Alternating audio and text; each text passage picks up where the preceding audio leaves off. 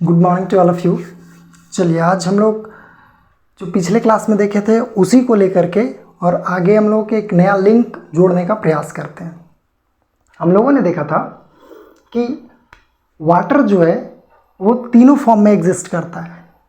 Means आप देख सकते हैं सॉलिड फॉर्म में भी, लिक्विड फॉर्म में भी और गैसियस फॉर्म में भी।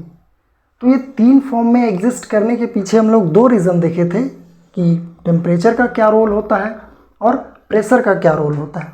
हम लोगों ने देखा था कि जैसे ही हम लोग टेम्परेचर बढ़ाते हैं वाटर जो है वह सॉलिड स्टेट से चेंज होकर के लिक्विड स्टेट में कन्वर्ट हो जाता है। जैसे ही टेम्परेचर हम लोग बढ़ाते हैं वाटर जो है वो सॉलिड स्टेट से चेंज होकर के लिक्विड स्टेट में आ जाता है और लिक्विड स्टेट से चेंज होकर अगर हम लोग कंटिन्यूसली टेम्परेचर और बढ़ाते चलें तो वो गैसियस स्टेट में चेंज हो जाता है।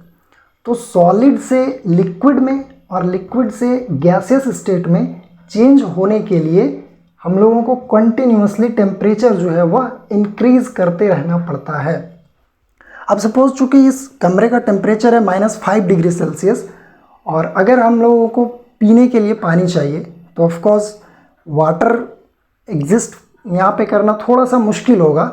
तो वाटर सॉलिड फॉर्म में एग्जिस्ट कर रहा है तो हम लोग एज्यूम करके चलते हैं कि वाटर जो अभी हम लोगों ने लिया है ये आप देख सकते हैं इसका एक्चुअली में -5 डिग्री सेल्सियस टेम्परेचर है और ये टेम्परेचर अब बढ़ते हुए जैसे ही हम लोग कंटिन्यूसली आप देख सकते हैं हीट कर रहे हैं तो कंटिन्यूसली हीट करते हुए इसका टेम्परेचर बढ़ते बढ़ते एक समय -4 फिर 3 2 इसी तरह जाते जाते 0 डिग्री सेल्सियस तक पहुंच जाएगा।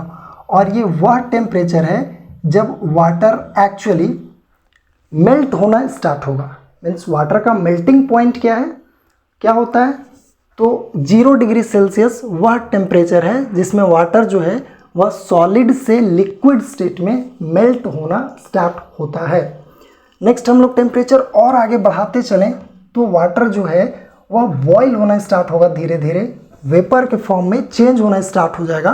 मीन्स 0 डिग्री तक पहुंच गया, फिर 1 डिग्री सेल्सियस, 2 डिग्री, 3 डिग्री, बढ़ते बढ़ते बढ़ते लगभग 50 डिग्री मान लेते हैं हो गया है। तो आप देख सकते हैं कि वाटर जो है वह धीरे धीरे वेपर में बदलना स्टार्ट हो गया है। फिर और टेम्परेचर कंटिन्यूसली बढ़ाते चलें तो 60 डिग्री होगा, फिर 70, 80, 90 डिग्री होगा और फिर 100 डिग्री सेल्सियस तक पहुंच जाएगा। लेकिन इसके बावजूद भी हम लोग स्टॉप जो है, गैस स्टोव जो है वो ऑफ नहीं किए हैं और कंटिन्यूसली टेम्परेचर बढ़ाते चले जा रहे हैं। तो टेम्परेचर का क्या रोल है मैटर के स्टेट में वो तो हम लोग पहले ही देख चुके। यहाँ पे हम लोग ये जो नंबर लाइन लिखे हैं टेम्परेचर का जो शो कर रहा है अलग अलग टेम्परेचर, इसको हम लोगों को अभी देखना है। तो हम लोग क्या देखते हैं कि 0 डिग्री और ये 100 डिग्री, क्या वाटर को अभी भी गर्म करेंगे तो ये 100 से और आगे तक जाएगा 101 डिग्री सेल्सियस या सो ऑन? तो नहीं, वाटर जो है वह 101 डिग्री कभी नहीं जाएगा इसका टेम्परेचर। ध्यान रखेंगे ये पूरा जो बात हो रही है, ये जो पूरी बातें हो रही है ये constant atmospheric temperature, constant atmospheric pressure के रिगार्डिंग बात की जा रही है। तो यहाँ पे हम लोग देखते हैं कि 0 डिग्री वह टेम्परेचर है जब वाटर सॉलिड फॉर्म में भी एग्जिस्ट करता है और लिक्विड फॉर्म में भी एग्जिस्ट करता है, सॉलिड फॉर्म में भी और लिक्विड फॉर्म में भी। उसी तरह से 100 डिग्री सेल्सियस जो है ये वह टेम्परेचर है जब वाटर लिक्विड फॉर्म में भी एग्जिस्ट करता है और गैसियस फॉर्म में भी एग्जिस्ट करता है। एज वी नो दैट कि वाटर का टेम्परेचर 100 डिग्री से 101 कभी नहीं जाएगा। तो ये 100 डिग्री को हम लोग क्या कहते हैं, तो 100 डिग्री को एक्चुअली वाटर का बॉइलिंग पॉइंट कह दिया जाता है और 0 डिग्री को हम लोग कहते हैं मेल्टिंग पॉइंट। तो एक्चुअली में मेल्टिंग पॉइंट कहते किसको है, तो हम लोग देखें -5, -4, 3, 2 फिर 0 आ गया। तो वह मिनिमम टेम्परेचर at which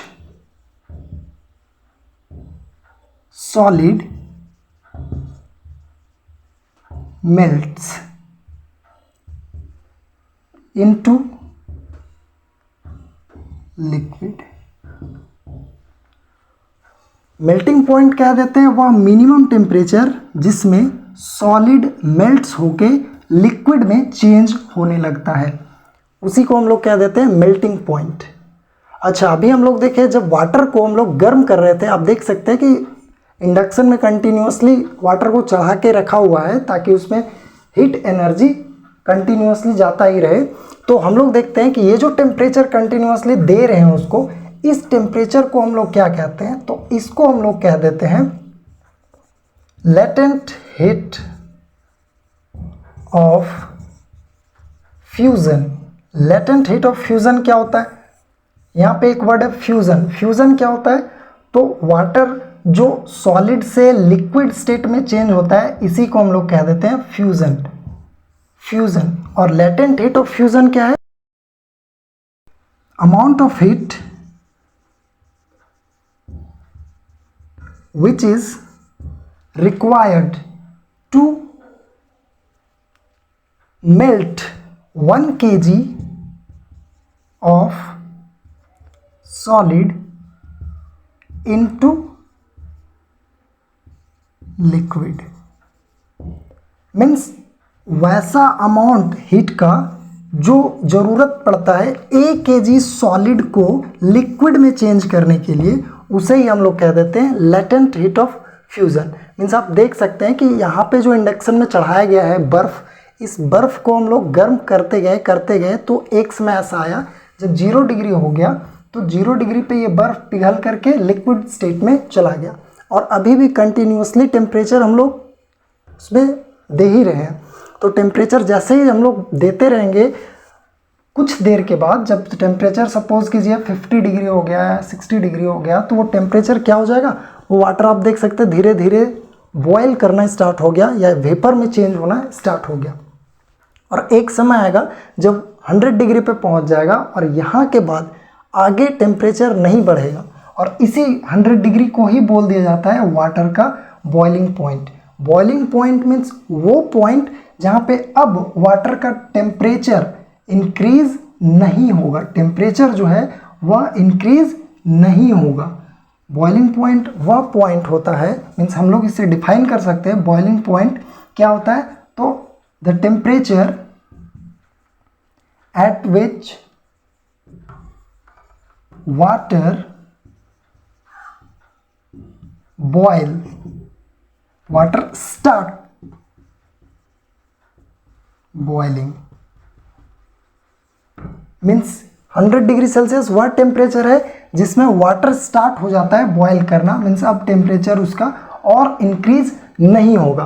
तो ये जो है जहाँ से वो वाटर लिक्विड फॉर्म से वेपर में चेंज होना स्टार्ट हुआ था, इसे हम लोग क्या बोलते हैं, इसको हम लोग बोलते हैं वेपोराइजेशन। वेपोराइजेशन, वेपोराइजेशन क्या होता है, तो लिक्विड वाटर का गैसियस फॉर्म में चेंज हो जाना। ध्यान रखेंगे यहाँ पर गैसियस फॉर्म में कन्वर्ट हो रहे हैं वाटर पार्टिकल्स, और बॉइलिंग पॉइंट से नीचे ही या बॉइलिंग पॉइंट से पहले ही वो कन्वर्ट हो जा रहे हैं वेपर के फॉर्म में। मीन्स वेपोराइजेशन को हम लोग कैसा डिफाइन कर सकते हैं, तो vaporisation is the phenomenon at which water turns into vapor below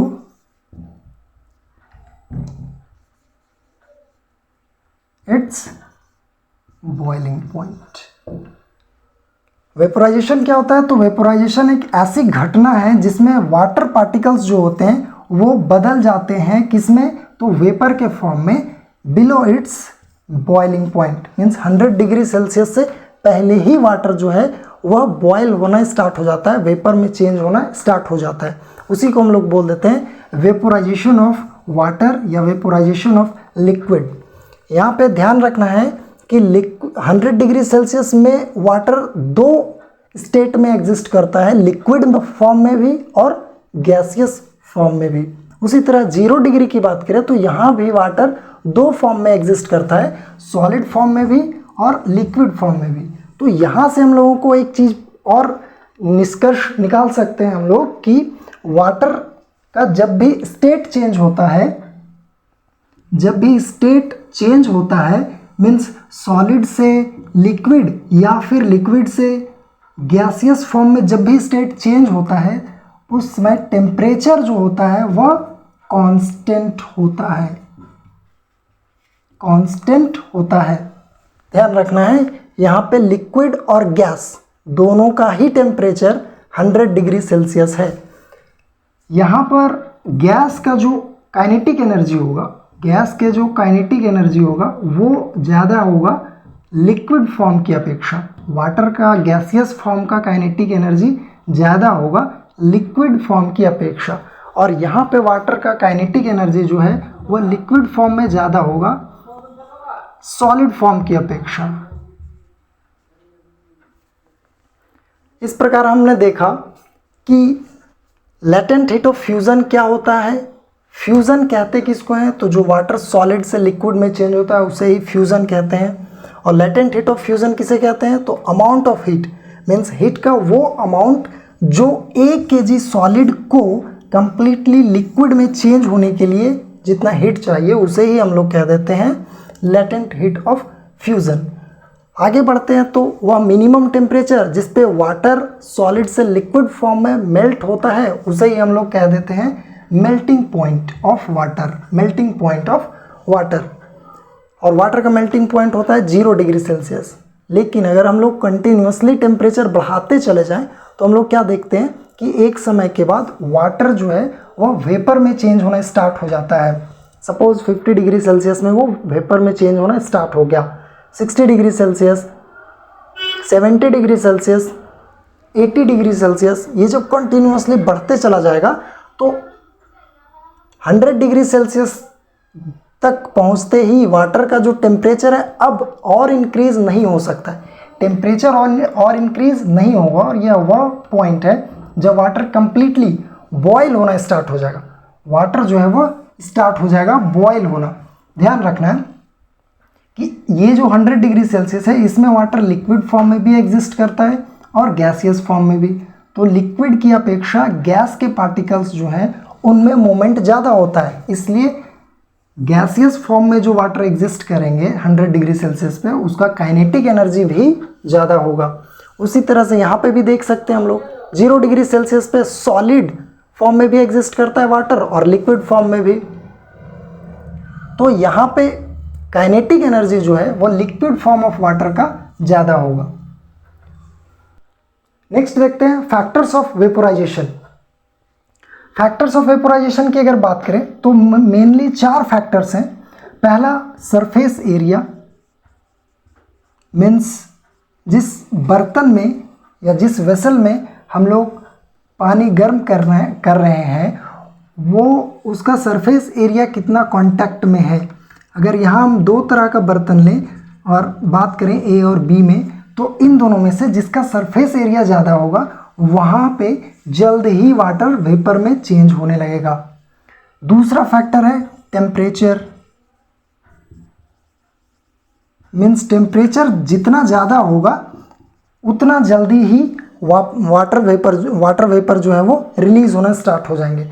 means water जो है वह लिक्विड से गैसियस फॉर्म में कन्वर्ट होना स्टार्ट हो जाएगा। जैसे जैसे टेम्परेचर कम करते जाएंगे रेट ऑफ वेपोराइजेशन भी कम होता चला जाएगा।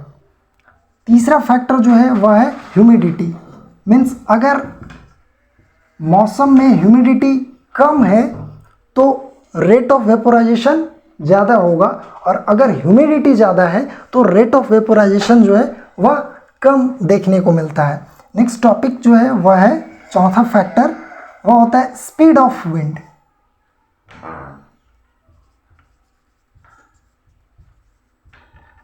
स्पीड ऑफ विंड मीन्स जितना स्पीड हवा चलेगा उतना जल्दी जल्दी वाटर वेपर में बदलना स्टार्ट होगा। कभी कभी देखते होंगे कि जब कपड़ा हम लोग धोते हैं और उसको जब फैला देते हैं तो धूप ना भी होने की नहीं भी होता है तब भी कपड़ा सूख जाता है। इसका रीज़न क्या है कि जो कपड़ा में विंड का जो स्पीड होता है वो कंटिन्यूअसली फ्रिक्शन होते रहता है, उससे टकराते रहता है और फ्रिक्शन होते रहता है, और इस वजह से कपड़ा जल्दी ही सूख जाता है। मीन्स हम लोग क्या कह सकते हैं कि जो वेपोराइजेशन होता है वो सरफेस एरिया के डायरेक्टली प्रोपोर्शन होता है और टेम्परेचर के भी डायरेक्टली प्रोपोर्शन होता है, लेकिन ह्यूमिडिटी के इन्वर्सली प्रोपोर्शन होता है और स्पीड ऑफ विंड के भी डायरेक्टली प्रोपोर्शन होता है। मतलब सरफेस एरिया जितना ज़्यादा उतना ज़्यादा वेपोराइजेशन, टेम्परेचर जितना ज़्यादा उतना ज़्यादा वेपोराइजेशन, ह्यूमिडिटी जितना ज़्यादा उतना कम वेपोराइजेशन, और स्पीड ऑफ विंड जितना ज़्यादा उतना ज़्यादा वेपोराइजेशन। तो इस तरह से हम लोगों ने वेपोराइजेशन क्या होता है, उसके क्या क्या फैक्टर्स हैं वो हम लोगों ने देखा।